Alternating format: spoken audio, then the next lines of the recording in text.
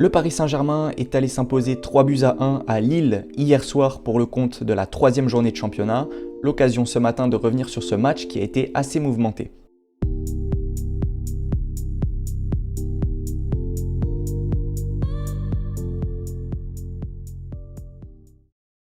Donc c'est une rencontre qui effectivement sur le papier allait être intéressante. Tout d'abord parce qu'on avait certaines absences notables, notamment celle de Nuno Mendes qui sur la feuille de match a été remplacé par William Pacho. Après on va pouvoir le voir, mais pendant le match ça a été totalement différent. C'était plus Beraldo qui jouait axe gauche, ce qui est plus compréhensible parce que quand on a voulu nous vendre pendant le mercato que William Pacho était recruté notamment pour pouvoir dépanner à gauche, moi perso j'avais du mal à le croire. Surtout quand on voit son gabarit et que c'est pas un joueur super rapide. Contrairement, vous me direz, Beraldo non plus.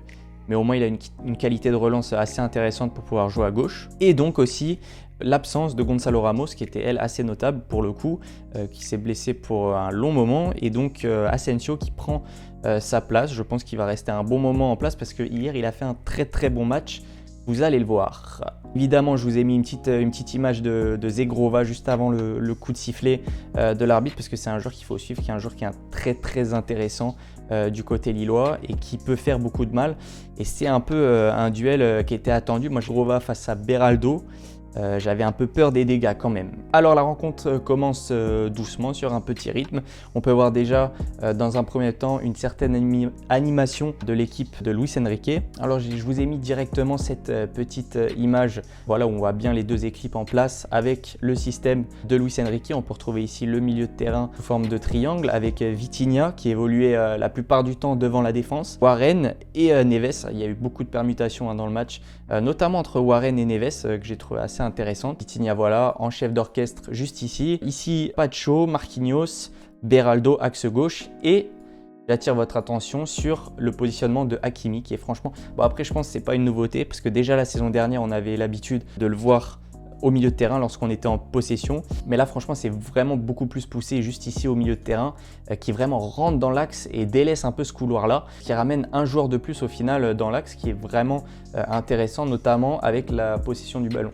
Surtout qu'on sait que justement Luis Enrique, c'est son dada, la possession, et lui, il jure que par ça.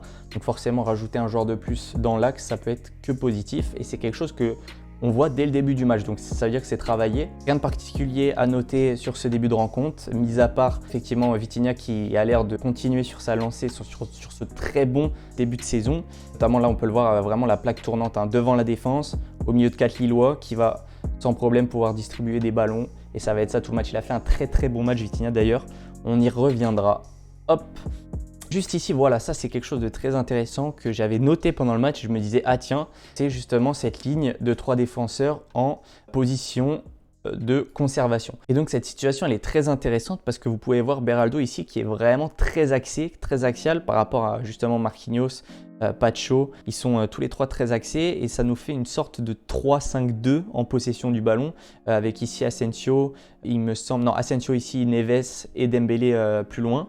Et donc en fait, je pense que Luis Enrique a dû le mettre plus dans l'axe, notamment pour jouer sur sa qualité de relance, qui est, on sait qu'il y a une des seules qualités de Beraldo, si je puis me permettre, c'est qu'il a vraiment un bon jeu au pied, une bonne patte gauche. Donc je pense qu'en possession du ballon, c'est vraiment la volonté de Luis Enrique de le faire resserrer dans l'axe pour pouvoir justement mieux jouer sur son pied, avec en trouvant un appui juste ici sur Warren, ou alors une passe intérieure sur Vitinha.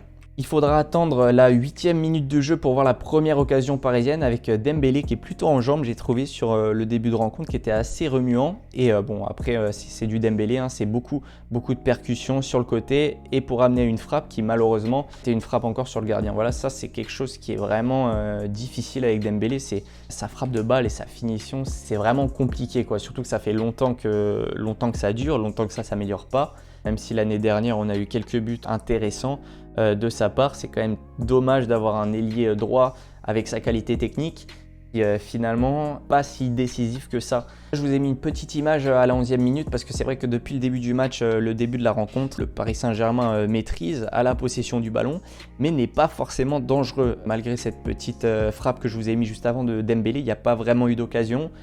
Beaucoup de possessions stériles, des mouvements intéressants au milieu quand même, mais défensivement, on sent que là on a toute cette partie qui est mise dans le vent par une bonne passe intérieure et Mohamed Bayo face au jeu qui, je trouve, est un peu lâché du marquage par William Pacho. D'ailleurs, j'en profite pour dire que William Pacho, j'avais certaines attentes par rapport à lui sur ce match parce que c'est vrai qu'il a fait de bons débuts en Ligue 1, mais c'était jamais face à une adversité très très importante. Et là, je me suis dit, face à Lille, Jonathan David, tout ça, ça va être intéressant de voir comment il réagit. Bon, pour le coup, Jonathan David n'était pas titulaire. Je ne sais pas pour quelle raison. Je crois j'ai vu que c'était pour des raisons disciplinaires. Il faudrait que je vérifie ça.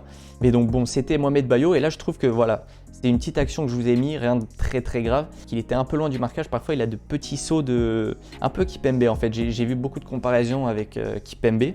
Mais je trouve qu'au niveau des sauts d'attention, c'est un peu ça. Après, on verra. Il a peut-être été un peu tatillon parce que sur le reste du match, il a été très très intéressant. William Pacho. Et oui, juste ici, l'exemple de l'affrontement entre Beraldo et Zegrova qui a animé une bonne partie de la première mi-temps avec Beraldo. Voilà, c'était compliqué. C'était compliqué. Après, il n'y a pas de surprise face à un joueur comme Zegrova. C'était forcément difficile, surtout que lui, son poste, c'est pas latéral gauche. On peut pas lui en vouloir. Mais bon, c'était un peu écrit et je trouve ça. Après, ce sera l'objet d'une autre vidéo. Mais je trouve que ça remet directement en cause, ça pointe du doigt le mercato parisien qui, franchement, avec le nombre de matchs à jouer, l'importance des matchs à jouer, tu peux pas te permettre de ne pas recruter de backup à Nuno Mendes, quoi. Surtout quand tu connais la fragilité. Donc pour moi, c'est une erreur et ça, je le mets et je le remets. Cet affrontement entre un ailier très technique, très rapide, face à un Lucas Beraldo qui est pas du tout latéral de métier, ça, c'est que un match de championnat, mais attention, en Ligue des Champions, notamment face à City qui ont de très bons ailiers. J'espère que Nuno Mendes sera là parce que sinon ce sera très très compliqué. Asensio, évidemment il faut en parler parce qu'il a fait un excellent match hier, j'ai trouvé, que ce soit dans l'utilisation du ballon ou dans le jeu sans ballon. Ici on a un exemple même d'une autre de sa palette, et les récupérations défensives. Voilà, là il n'hésite pas à redescendre très bas sur le terrain pour récupérer un bon ballon juste devant le milieu de terrain, et on le retrouve même plus loin dans la surface à faire du jeu en déviation. Voilà, sur ce match, je trouve qu'il a vraiment été archi intéressant avec vraiment une palette technique hyper élargie. Il a tout fait, il est descendu au milieu de terrain, il a écarté le jeu, il a distribué dans la surface, il a été touché par ses partenaires, la connexion avec les autres. Franchement, j'ai vraiment apprécié ce match de Asensio et je vous ai mis pas mal d'images, je pense, de son match parce que franchement, c'était intéressant. Là, voilà, pareil, dos au jeu. Contrôle du ballon, directement s'excentrer et donner un ballon à Barcola. Voilà, le contrôle orienté pour ensuite prendre la profondeur, donner un ballon en profondeur pour Bradley Barcola qui est prêt à partir. Donc ça a été très intéressant de la part d'Asensio, notamment sa connexion avec Barcola, qui je trouve a été très sous-coté. Parce que les deux arrivent à se trouver vraiment, je trouve, les yeux fermés, c'est hyper intéressant. Avec le ballon en profondeur donc de Asensio qui finit sur une occasion très dangereuse. La deuxième, mais la plus grosse, je trouve, pour le Paris Saint-Germain. Barcola qui avait été assez muet depuis le début du match, mais qui là, voilà, sur un coup de génie, peut se réveiller. Et oui, donc en parlant de Pacho, je vous ai mis cette petite image où il est au duel avec Mohamed Bayo pour dire justement qu'il a fait un bon match au final. J'avais des attentes sur lui concernant sa capacité à répondre face à de l'adversité. Parce que c'est vrai que ses premiers matchs en Ligue 1, c'était assez gentil. Wabi Kazri contre Montpellier, voilà, on ne pouvait pas vraiment le juger. Et là, j'attendais Jonathan David et Mohamed Bayo, qui n'est pas un top attaquant, c'est vrai, mais il faut dire voilà, qu'il a bien répondu au moins sur l'adversité physique, et ça c'est un bon point. Ensuite sur l'action du penalty, donc c'est João Neves en fait qui va faire parler sa qualité de passe. Il nous l'a déjà montré sur les premiers matchs, il a vraiment une super vision de jeu. C'est un joueur, j'ai beaucoup d'espoir parce que ça a l'air d'être un sacré crack. Merci à Benfica. Mais voilà, donc c'est lui qui va justement donner ce petit ballon en cloche pour Dembélé qui va partir dans la profondeur sur le côté droit. Face au défenseur lillois qui va l'emmener, ça c'est sa spéciale, vraiment, qui l'emmène comme ça pour repiquer sur son pied gauche. Feinte de frappe, le défenseur qui n'y est pas, qui visiblement, moi j'avais vu un tweet sur Twitter qui disait que le défenseur n'avait pas lu le rapport de scouting, et c'est vrai, mieux vaut laisser tirer Dembélé dans ces situations, généralement ça finit juste ici. Mais quoi qu'il en est, ça fait faute, penalty, Vitinha va s'en charger, le regard froid, contre-pied parfait, Chevalin il peut rien faire honnêtement, cloué sur les appuis. Et est-ce que vous ne trouvez pas, je me suis fait la réflexion, j'ai vu beaucoup de Neymar sur ce penalty. J'ai vraiment vu beaucoup de Neymar sur ce penalty. Alors, on disait dans la presse que Neymar terrorisait Vitinha, qu'il lui faisait faire des cauchemars la nuit, il le harcelait. Mais au moins, il lui a appris quelque chose, c'est à bien tirer les penaltys parce que celui-là est magnifiquement transformé. Ça fait 1-0 pour le PSG, un score plutôt mérité, même si les Parisiens n'ont pas été très dangereux sur le début de rencontre. C'est même Lille qui aurait pu ouvrir le score, mais qui a heurté le poteau. Mais après ce but, on a vu justement les Lillois se découvrir un petit peu. Forcément, quand on vient de prendre un but à domicile, c'est normal. Et Barcola, qui a été plutôt muet depuis le début de cette rencontre, récupère un ballon très intéressant juste devant sa surface et qui va donc partir de sa surface pour faire une longue course, transmettre à Asensio juste ici, qui va faire, voilà, encore la connexion Asensio-Barcola. Elle a été vraiment super intéressante pendant ce match. Petit 1-2, un long 1-2 même, avec Asensio, sa qualité technique qui lui permet justement de mettre dans l'intervalle juste ici. Barcola va se présenter seul face à Lucas Chevalier, ça fait mouche, 2-0 et c'est mérité. Barcola vraiment exceptionnel son début de saison, je suis vraiment très content pour lui. Quand on était allé le chercher à Lyon la saison dernière, j'étais un peu sceptique parce que je l'avais déjà vu jouer avec Lyon et je trouvais pas que c'était un crack honnêtement, mais il m'a fait vraiment changer d'avis. Là, il s'est métamorphosé sous Luis Enrique et je suis vraiment content pour lui. 4 buts en 2 matchs, c'est vraiment super impressionnant. Il marche vraiment sur l'eau et ça m'a fait en fait me poser une réflexion sur Kylian Mbappé, sur son départ. Est-ce qu'au final, on va vraiment perdre au change? Parce que je me suis dit, en fait, tu perds un joueur qui va te mettre quoi? Qui va te garantir une 30aine de buts par saison. Je me dis, ça va vraiment se ressentir en attaque.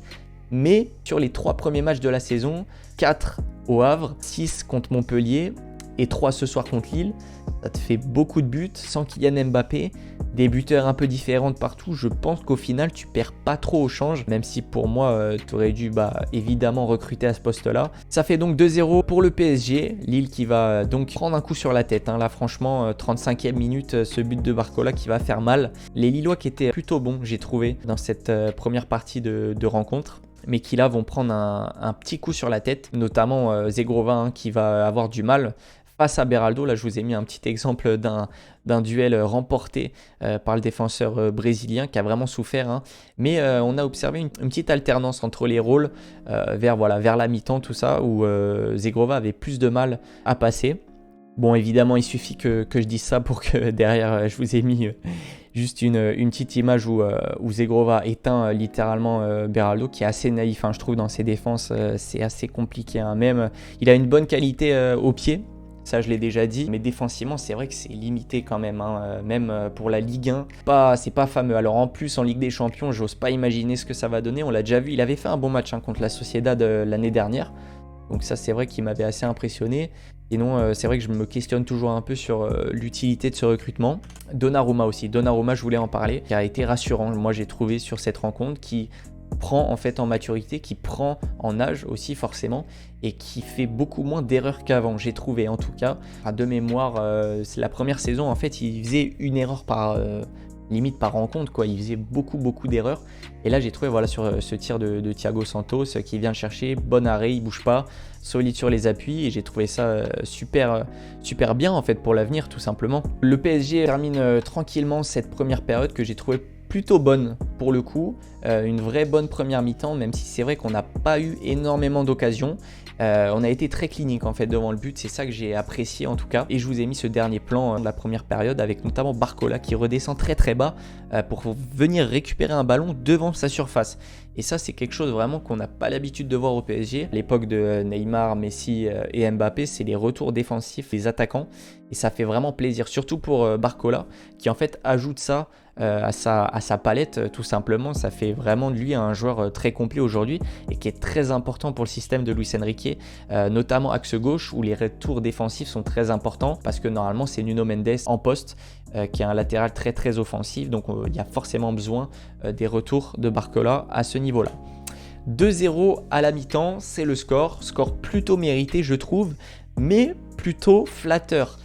Flatteur dans le sens où on n'a pas eu tant d'occasions que ça. Le penalty sur Dembélé est totalement mérité, mais je trouve le défenseur un peu naïf, et Barcola c'est sur un exploit individuel. Barcola pointe de vitesse, vraiment pareil, j'ai été impressionné. Je pense que je dis beaucoup le mot impressionné dans cette vidéo, vous m'excuserez, mais vraiment c'est le cas. Pour le coup, Barcola, il ne cesse de nous impressionner depuis déjà l'année dernière, et encore plus en ce début de saison où il a l'air d'endosser le rôle de Kylian Mbappé à la perfection.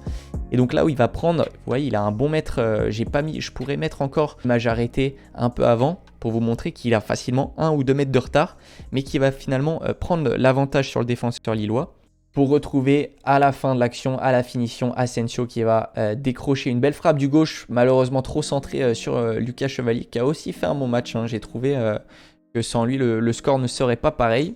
Au milieu de terrain, dans la surface, appui, remise et même redescendre très très bas, pratiquement au niveau de la ligne des défenseurs centraux, très très bas pour organiser le jeu et pour orienter justement. Et ça, c'est une qualité d'Asensio que j'aime beaucoup et qui est vraiment totalement en lien avec la philosophie de jeu de Luis Enrique. Je trouve ça pas trop mal au final, la blessure de Gonzalo Ramos, même si je comptais vraiment beaucoup sur lui pour cette saison. Mais au final, je me dis que peut-être pour le jeu que veut mettre en place Luis Enrique, Marco Asensio, ça fera un très bon intérimaire. La connexion Hakimi-Dembélé est encore une fois présente sur ce match et ça fait vraiment plaisir parce que ça faisait vraiment un moment qu'on n'avait pas eu un côté droit aussi bon au PSG, surtout que Hakimi était assez boycotté quand il y avait Messi notamment. Mais là c'est vrai que Dembélé le recherche souvent et se trouve en fait, c'est ça qui est bien. Hakimi qui à la limite du hors-jeu va être envoyé en profondeur par Dembélé qui va finalement lui remettre. Dembélé va louper de peu sur le côté, mais c'est vraiment des situations intéressantes et qui sont vraiment porteuses de bonnes choses pour l'avenir. Luis Enrique doit continuer à travailler là-dessus, à ses circuits de passe, sur ses circuits de passe plutôt. Là, pour le coup, ça c'est quelque chose qui m'a assez énervé. Plusieurs fois dans la rencontre, je l'ai vu, pas seulement de Beraldo, là le pauvre, je l'ai pris lui, mais ça aurait pu en être un autre. C'est le jeu long. Le jeu long, voilà, je ne sais pas pourquoi les mecs se cassent la tête à jouer long en permanence, pas en permanence évidemment, mais beaucoup de jeux longs pour personne. Ça atterrit bien souvent à des pertes de balles, comme ici avec Lucas Beraldo, et c'est quelque chose que je comprends pas en fait, parce qu'on n'a pas de joueurs qui jouent en appui, à part vraiment Asensio, mais ce sera pas sur des ballons aériens. Donc je ne comprends pas pourquoi ça envoie des longs ballons devant, surtout, alors, encore tu peux le faire une fois, deux fois, voilà. Quand tu vois que ça marche pas, pourquoi tu continues en fait? La sortie de Marco Asensio qui aura vraiment fait un super match dans l'ensemble, peut-être son meilleur depuis qu'il est au club, même s'il n'a pas marqué, il a été décisif, notamment sur le but de Bradley Barcola. Il cède sa place à Désiré Doué. Dans le même temps, Fabian Ruiz va rentrer, prendre la place de Joao Neves qui aura fait un match plutôt correct, que j'ai pas trouvé aussi flamboyant que sur ces deux premières rencontres. Après c'est normal, il faut le temps aussi d'adaptation, même s'il a l'air de s'être très très bien adapté dans l'entrejeu, notamment avec Warren et Vitinha, où on voit déjà des circuits de passe super intéressants. Mais Fabian Ruiz, voilà, beaucoup se posaient la question de savoir si on allait récupérer le Fabian Ruiz de l'Espagne ou si on allait se taper le Fabian Ruiz du PSG, le Fabian Ruiz bien lent, bien nonchalant. Voilà, c'est toute la question en fait qu'on va se poser cette saison. J'espère qu'il va répondre présent et qu'il va être bon parce qu'on a beaucoup de matchs importants, notamment en Ligue des Champions. Mais voilà, Jonathan David qui rentre enfin à la place de Mohamed Bayo. L'occasion ici pour moi de voir si notre défenseur William Pacho allait se mettre au niveau, parce que Jonathan David c'est quand même un autre calibre que Mohamed Bayo, si je peux me permettre. Mais voilà, il a de suite répondu présent, notamment dans l'impact physique. Et en fait c'est ça que j'aime bien avec William Pacho, c'est je trouve qu'il rajoute beaucoup d'impact en fait. Il me fait vraiment penser à Kipembe. Il vient vraiment le chercher loin, William Pacho, et ça c'est quelque chose de vraiment très très positif. L'impact vraiment physique que met ce défenseur dans tous ses duels, c'est quelque chose je trouve qui manque un peu dans le football, notamment Marquinhos qui est vraiment pas du tout comme ça, qui joue pas vraiment les duels au contact et vraiment avec beaucoup d'impact. Petit à petit, j'ai pas compris voilà sur cette image arrêtée pourquoi les joueurs étaient aussi bas sur le terrain. Peut-être un peu de relâchement, tu vois que tu mènes 2-0. On approche de la 70e minute. Je sais pas, mais c'est quelque chose qui m'a interrogé parce que c'est pas l'habitude de la maison, en tout cas de Luis Enrique, d'arrêter de jouer à la 70e. Voilà, l'entrée de Fabian Ruiz qui pour moi a été catastrophique. Enfin catastrophique, peut-être que j'abuse un peu, mais on le voit juste ici, être vraiment attentif. Le milieu de terrain que j'ai trouvé vraiment du coup désorganisé. Voilà, cette passe de Zegrova qui va littéralement en deux milieu de terrain. Voilà, les trois milieux sont mis hors de contrôle, et ça voilà, pour moi ça c'est vraiment une erreur de déconcentration, voilà, de dilettantisme, voilà, si on veut utiliser des mots compliqués, mais pour moi ça devrait pas arriver. Enfin les mecs ils sont attentifs au possible, Zegrova, une bonne passe pour vraiment couper la ligne et derrière tu te retrouves dans une situation très dangereuse avec des mecs qui peuvent attaquer en situation de 4 contre 4. Donc vous me direz pas de supériorité numérique mais quand même. Mais voilà, encore une fois, dans le rond central, il vient chercher une très belle ouverture pour Ousmane Dembélé. Et juste ici, voilà, ça, j'en profite pour parler de son positionnement à la sortie d'Asensio parce que c'est lui qui va occuper l'axe dans une position un peu de faux numéro 9 hybride, un peu étrange, mais j'ai trouvé qu'elle a été plutôt pas mal. Plutôt pas mal, voilà, avec cette petite passe dans la profondeur. Un autre joueur aussi que j'ai trouvé un peu en deçà hier soir, ça a été Marquinhos, que j'ai trouvé vraiment moins bon que Pacho. Il fait beaucoup de fautes, j'ai trouvé pas mal d'erreurs de relance, même s'il n'y en a pas énormément, mais je les ai quand même notées. Et c'est surtout dans les duels. Voilà, je l'ai surpris à faire plusieurs fautes, notamment un duel ici, je ne sais pas si vous vous en rappelez, un duel assez hésitant, où il se fait passer devant par l'attaquant lillois. Heureusement que Donnarumma était vigilant. Et voilà, pour moi, Marquinhos, j'ai pas été convaincu sur ce match-là. Voilà, 72e minute, Randal Kolo Muani et Lee Kangin se préparent à entrer. Ça, je voulais en parler aussi. J'ai trouvé vraiment qu'il y avait un PSG avec son 11 type et un PSG sans son 11 type. Vraiment, quand Barcola, Dembélé, Hakimi, Neves sont sortis, on a vraiment senti une différence. Vraiment, vraiment. Après, je ne sais pas si c'était le score, le temps de jeu, voilà, 72e minute, on se relâche un peu. Mais j'ai vraiment senti une différence. Alors, est-ce que c'est inquiétant? Je dirais que non. On est encore en début de saison, il faut que les automatismes se retrouvent. Mais quand même, j'espère par la suite qu'on n'aura pas qu'un seul 11 type performant parce qu'avec vraiment l'enchaînement des matchs, ça va être très très compliqué. 77e minute, le défenseur lillois qui vient trouver dans l'intervalle Zegrova sur une bonne passe qui va casser des lignes, il va amener le but d'ailleurs, notamment si je ne me trompe pas. Et je vous ai mis cette image arrêtée parce que j'ai trouvé que Fabian Ruiz était vraiment très très attentif. Vraiment, son entrée, je l'ai trouvé compliquée à Fabian Ruiz. Je ne sais pas s'il est toujours en vacances, mais en tout cas, je ne l'ai pas trouvé vraiment impliqué. Il était mou. En fait, c'était le Fabian Ruiz du PSG. Voilà, c'était pas celui de l'Espagne. Là, encore une fois, Zegrova qui récupère le ballon. Fabian Ruiz qui le regarde. On peut le dire aussi de Beraldo, mais bon, c'est pas lui le principal fautif. Il regarde le joueur. Zegrova qui s'avance, qui fait un bon 15 mètres tout seul, sans être attaqué. Et là, Marquinhos, pour moi, il est fautif. Marquinhos, il est fautif. Il est au marquage de aucun joueur. Je ne comprends pas pourquoi il ne monte pas sur Zegrova. En fait, vraiment, pour moi, Marquinhos, là, il doit monter sur le joueur. Après, voilà, c'est facile à dire, dans le feu de l'action, tout ça. Mais petite faute à Marquinhos, là, quand même, sur ce but des Zegrova. Voilà, ça fait mouche. La frappe est magnifique, franchement, imparable pour Donnarumma. C'est vrai que ça aurait pu être évitable de laisser un joueur pareil dans de telles dispositions. Pour moi, c'est un peu pareil. Encore une faute de concentration. Voilà, Marquinhos qui est sur les appuis, au lieu de monter très vite. Vous savez, ce but, il me fait penser... je vais rappeler des mauvais souvenirs, mais au but d'Eder contre la France en finale de l'Euro 2016. Le Portugais qui avait voilà, même type d'action, il me semble que c'était Umtiti ou Koscielny, je ne sais plus, qui sort pas sur l'attaquant et voilà, qui a tout le loisir de frapper et de décocher une belle frappe. Petit filet gauche de Donnarumma. 2-1, le match est relancé, 10 minutes de la fin il me semble, donc là j'étais un peu, j'étais pas serein on va dire. Je vous ai mis une petite, Neves était encore sur le terrain, je sais pas pourquoi je vous ai mis ça, c'était peut-être pour le geste technique de Barcola qui a fait beaucoup de mal. Hein. En deuxième période c'était bien mieux qu'en première, qui a fait un très bon match au final Barcola, mais là qui mystifie complètement son défenseur. Et il me semble qu'après la fin de l'action il fait le mauvais choix, il veut frapper alors qu'il peut la donner et le but serait tout fait pour Asensio. Il me semble. 80e minute, ça c'est dans la foulée de la réduction du score lilloise. Encore un coup de pied arrêté. Et il me semble, ouais, c'est le but hors jeu. Le but hors jeu de Thiago Santos qui a fait un peu débat et controverse sur les réseaux. Parce qu'en fait, même si le but est hors jeu, c'est encore une situation où on se prend un but, où on est en situation de danger sur coup de pied arrêté. Et ça, vraiment, ça m'énerve. Ça m'énerve parce que la plupart des buts qu'on prend, c'est sur coup de pied arrêté, que ce soit sur corner, le but qu'on prend contre Dortmund sur corner, vraiment c'est toujours sur corner. Donc je ne sais pas comment ça bosse à l'entraînement. Je trouve que les limites de l'effectif sont déjà visibles. Voilà, on est début septembre. Parce que Achraf Hakimi, il n'y a plus de backup. Il n'y a plus de backup. Mukiele est parti en prêt sec en plus, sans option d'achat, un petit cadeau.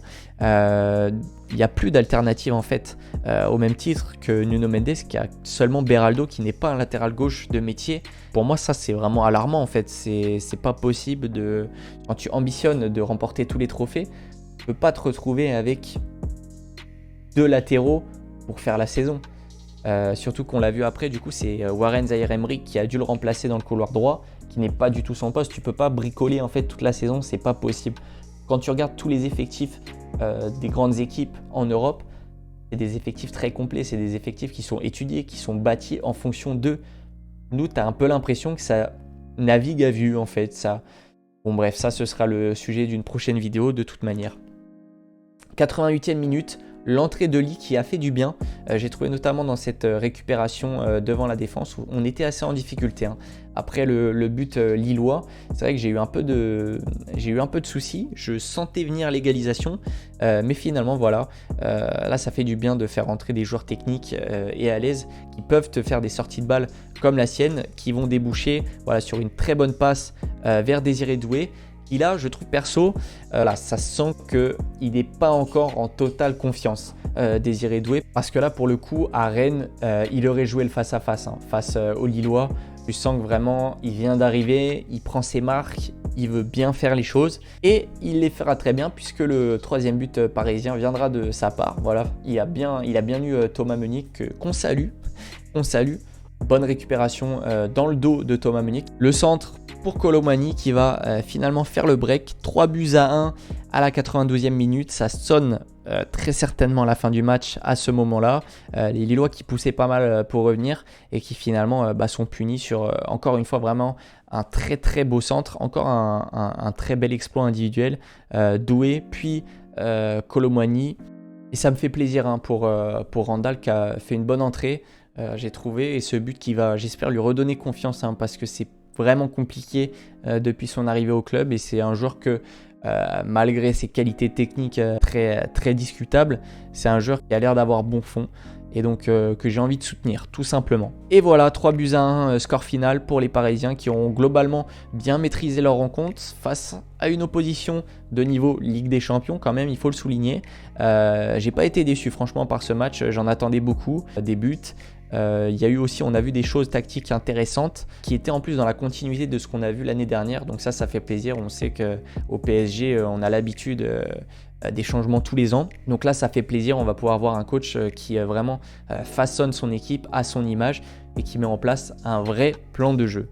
Concernant mes tops et mes flops de ce Paris Saint-Germain, on va commencer avec les tops, très gentiment avec la 3e place de Vitinha, qui a encore fait un très bon match, dépositaire du jeu parisien. Au milieu de terrain, c'est lui le patron, c'est lui la plaque tournante, de très bons ballons en première mi-temps, en deuxième, de bonnes récupérations.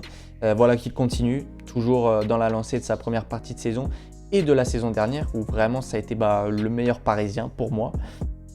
Ensuite, en deuxième, je verrais bien Asensio qui a fait un très bon match, peut-être son meilleur match sous le maillot parisien, comme je vous l'ai dit juste avant.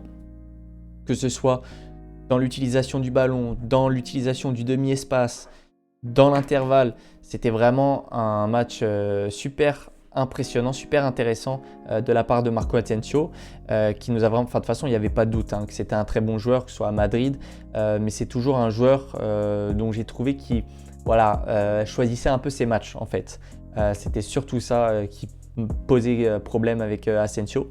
Et là pour le coup ce soir il était plutôt dans un bon jour, hier soir plutôt, il était plutôt dans un bon soir et ça s'est vu tout simplement sur le terrain, que ce soit sa connexion avec Barcola qui a été super intéressante tout le long de la partie, ou alors son jeu en pivot, en déviation, enfin bref, il nous a fait vraiment une partie très complète. Et enfin en numéro 1, Bradley Barcola, voilà. Qui serait peut-être mon homme du match aussi, du match contre Montpellier, qui a livré une bonne performance, même si comme j'ai dit il a été assez absent en début de rencontre avant vraiment de se réveiller après son but qui d'ailleurs est vraiment magnifique. D'ailleurs j'avais oublié de dire, mais le penalty de Vitinha aussi j'ai vraiment apprécié, un peu tiré à la Neymar, il assume toucher au cœur. Mais voilà, concernant Barcola, encore un match très abouti, un match vraiment qui me fait penser qu'il pourrait assumer d'endosser le rôle de Kylian Mbappé cette saison. Alors, comme je l'ai dit, pas le rôle entier à proprement parler, parce que Kylian Mbappé, c'est quand même une trentaine de buts par saison. Mais en tout cas, le rôle dans l'efficacité, peut-être pas le rôle entier à proprement parler, puisque Mbappé c'est environ 30 buts par saison. Est-ce que Barcola serait prêt aujourd'hui à en mettre 30? 4 déjà sur ce début de saison, c'est vraiment pas mal. Voilà, je pense pas qu'il va tenir la même cadence toute l'année. Mais bon, c'est quand même vraiment très appréciable d'avoir un joueur à ce niveau-là, surtout qui a vraiment une progression incroyable. Vraiment, en même pas 2 ans. Je crois qu'il y a 2 ans, il était, je ne sais pas où, il était à 2 doigts de se faire prêter par Lyon au fin fond d'un pays un peu obscur. Voilà, c'est super. Barcola, mon joueur numéro 1 de ce match face au LOSC.